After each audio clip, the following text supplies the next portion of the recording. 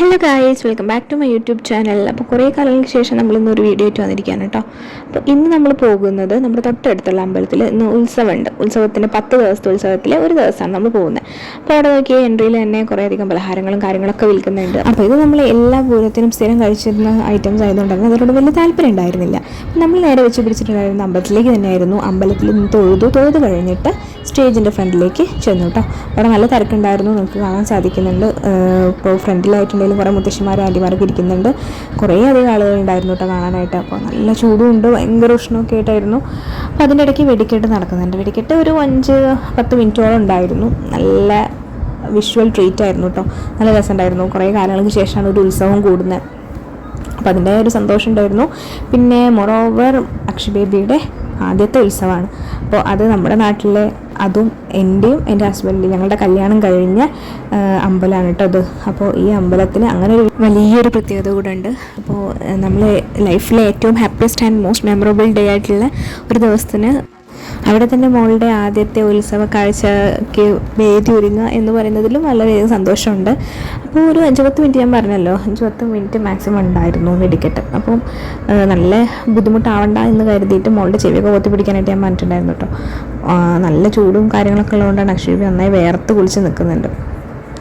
അങ്ങനെ അതിനുശേഷം നമ്മളുടെ സ്റ്റേജിലുണ്ടായിരുന്ന തിരുവാതിരക്കളിയായിരുന്നു. തിരുവാതിരക്കളി നമ്മുടെ ദേശത്തുണ്ടായിരുന്ന ചേച്ചിമാരൊക്കെ തന്നെയായിരുന്നു. അവിടെയുള്ള ഒരു നൃത്ത വിദ്യാലയത്തിലെ സ്റ്റുഡൻസും കൂടിയായിരുന്നു.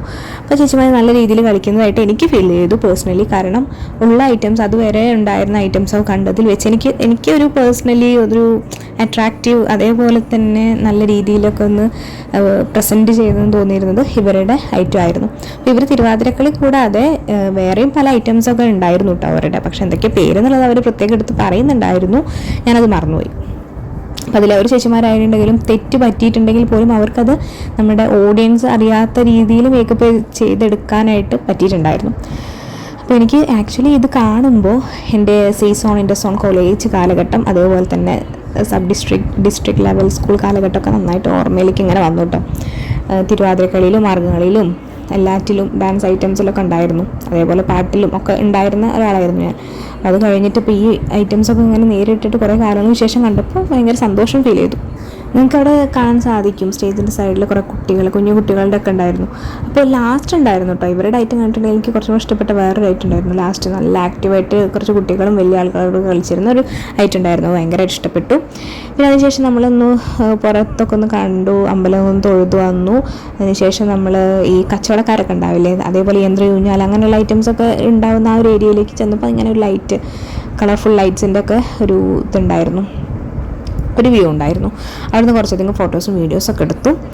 പിന്നെ അക്ഷയ് ബേബി ഇങ്ങനെ ചെറിയ രീതിയിൽ ഇറിറ്റേറ്റഡ് ആകാൻ തുടങ്ങിയപ്പോൾ ഞാൻ അവൾക്ക് ഫീഡൊക്കെ ചെയ്തിട്ടുണ്ടായിരുന്നു കേട്ടോ.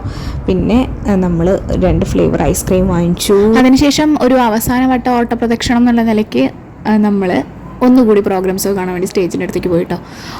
ഒട്ടും സഹിക്കാൻ പറ്റില്ല, ഭയങ്കര ചൂടായിരുന്നു. നിങ്ങളുടെ നാട്ടിലൊക്കെ ഇപ്പോൾ ഇങ്ങനെയാണ് climate? Please comment below guys. അതിനുശേഷം കുറച്ച് ഫോട്ടോസൊക്കെ എടുത്തു. അതിനുശേഷം യഥാർത്ഥ ഇടിവെട്ട് പോരെന്ന് പറയുന്നത്. ഇടിയും മഴയും കാറ്റും എല്ലാം കൂടി കഴിഞ്ഞ് നമ്മൾ വീട്ടിലെത്തുമ്പോൾ രാത്രി 9 മണി ആയിട്ടുണ്ടായിരുന്നു ഗൈസ്. പിന്നെ ശേഷം നമ്മൾ കുളിച്ച് ഫ്രഷായി ഫുഡ് കഴിച്ചു, എല്ലാം കഴിഞ്ഞ് റെഡിയായി കിടന്നുറങ്ങി. നാളെ വർക്കിംഗ് ഡേ ആണേ. അപ്പോൾ ബൈ.